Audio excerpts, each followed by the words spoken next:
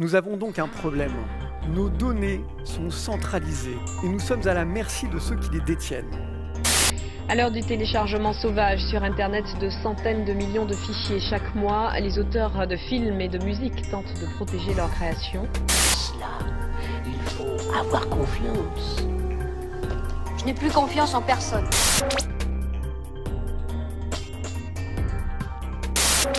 Ce que réalise la blockchain, c'est qu'elle distribue la confiance dans une communauté. Nous retrouvons beaucoup des fondamentaux de l'Internet, c'est-à-dire le pouvoir de la communauté.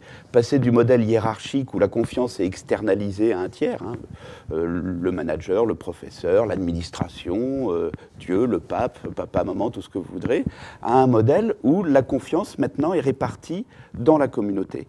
Et c'est ce mouvement qui, quelque part, les Anglais disent « empower », donne du pouvoir à la communauté, qui d'un seul coup se trouve, grâce à cet algorithme, réalisable dans le cadre justement d'une communauté pour un cadre transactionnel.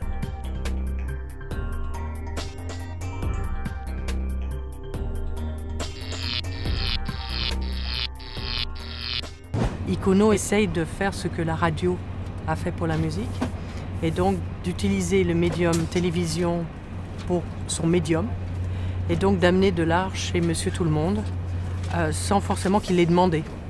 J'ai voulu faire en fait depuis le début de la télévision et pas du net. Donc, du coup, je travaille avec des artistes, je travaille avec des musées, je travaille avec toute personne qui détient un contenu artistique et il faut qu'ils se sentent à l'aise quand ils travaillent avec nous. Alors, en pratique, moi, j'ai pas besoin du blockchain. En pratique, j'en ai absolument pas besoin.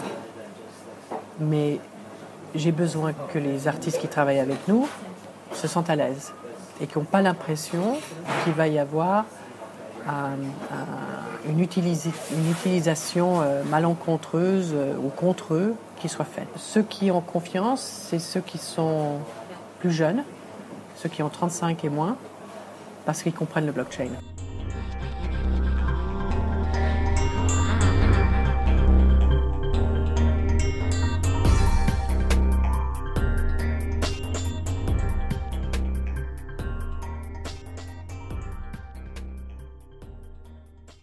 Ils chargent sur cette plateforme leurs œuvres. Et ce qui est génial avec ça, c'est que non seulement ils chargent l'œuvre d'origine, mais ils vont pouvoir mettre toute sa description, tout ce qu'ils veulent qu'on sache sur cette œuvre. Donc c'est aussi bien son descriptif factuel, sa taille, son médium, l'année à laquelle elle a été faite, mais dans lequel vous pouvez aussi rajouter toute la partie littérature, historique des expositions. Vous faites votre fiche technique complète. Et pour l'artiste, c'est génial parce qu'il l'a fait qu'une seule fois. Il n'a pas besoin de le faire 25 fois. Et chaque fois qu'il fait une exposition, en général, on lui demande tout ça. Et il se réinvente chaque fois. Or, il n'y a qu'à faire du copier-coller et de rajouter juste...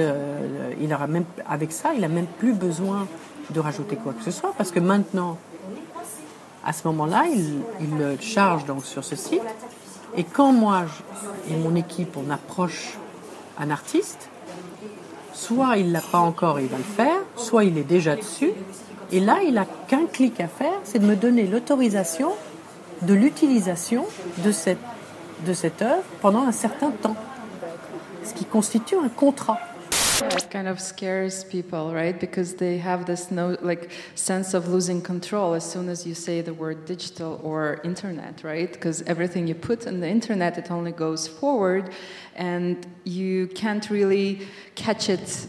Like, where's this link between the file and the creator? Like, how many images we have on the internet that we have no idea who created them, right? And that's this, especially with the artists, because it's a normal thing that like you are losing control over it, right?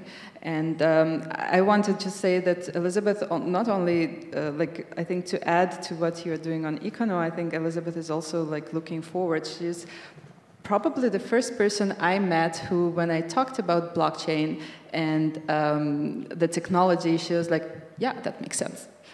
Right, especially for you, yeah. But it was making sense, not necessarily for me, because I don't need that, personally, in my work, you know. I really don't need them.